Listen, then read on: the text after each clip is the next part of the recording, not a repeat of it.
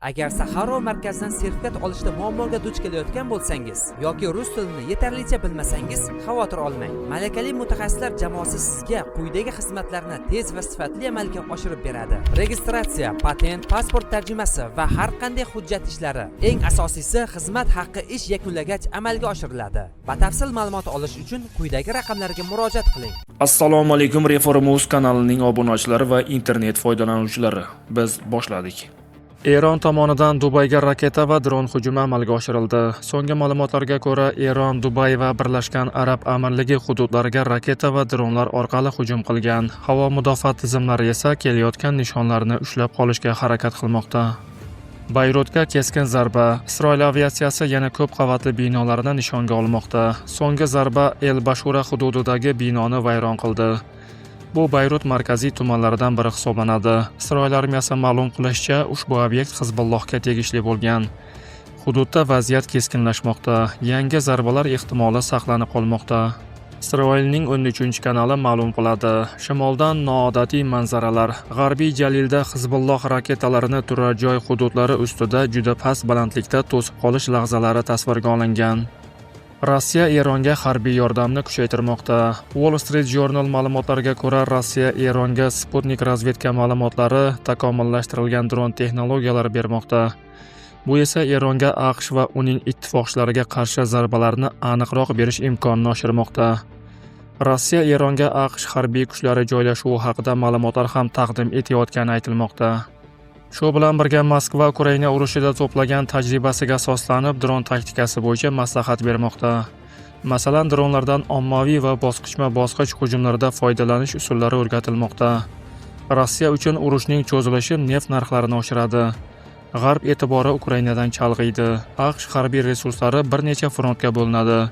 Muhim jihat: Rossiya Eron hamkorligi strategik darajaga chiqmoqda va bu urushni yanada uzoqqa cho'zishga xizmat qilishi mumkin.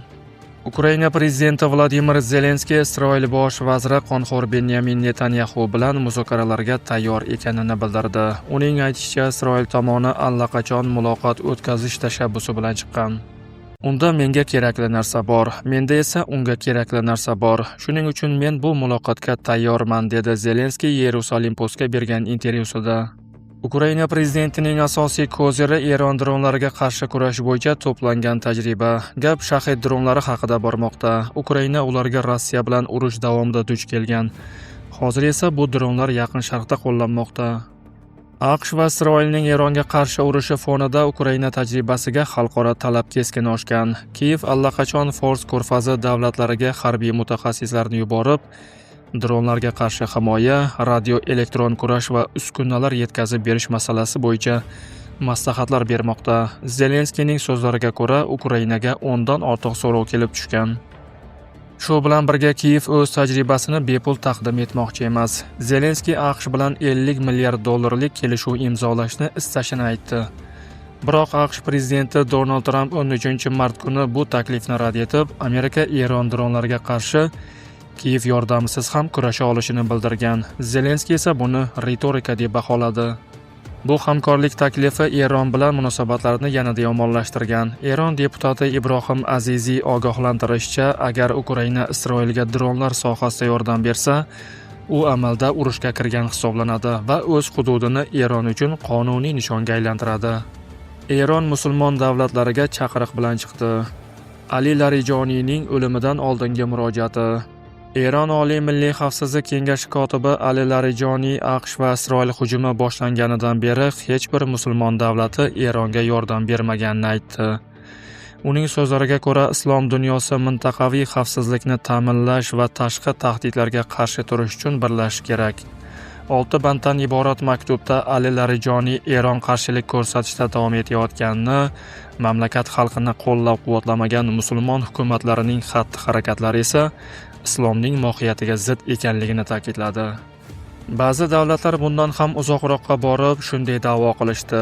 Eron Amerika bazalariga va AQSh va Isroil manfaatlariga zarba berayotgani sababli u bizning dushmanimiz. Mamlakatlaringizdagi Amerika bazalari Eronga qarshi zarbalar berayotgan bir paytda biz qo'l qovushtirib o'tirishimiz kerakmi?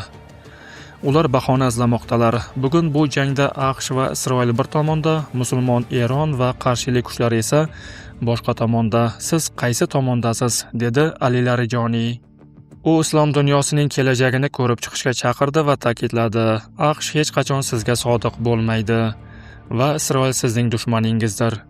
28 fevral kuni ertalab Qo'shma Shtatlar va Isroil Eronga qarshi harbiy operatsiya boshladi.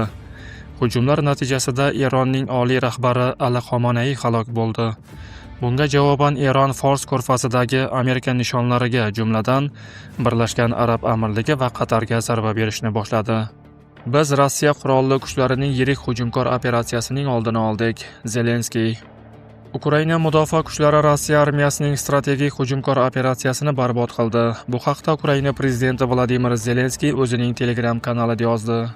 Men Ukraina pozitsiyalarini himoya qilayotgan va dushman kuchlarini yo'q qilayotgan harbiylarimizga minnatdorchilik bildirmoqchiman. Ukraina mudofaa kuchlari Rossiya Federatsiyasi tomonidan shu yil mart oyida rejalashtirilgan Rossiya strategik hujumkor operatsiyasini barbod qildi.